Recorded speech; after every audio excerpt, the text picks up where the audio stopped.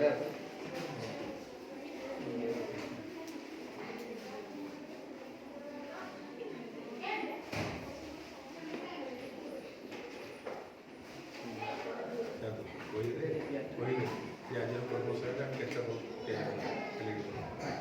कर्मशाला आम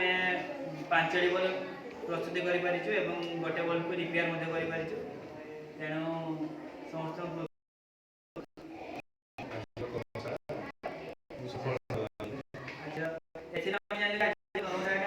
सफल अंशग्रहणकारी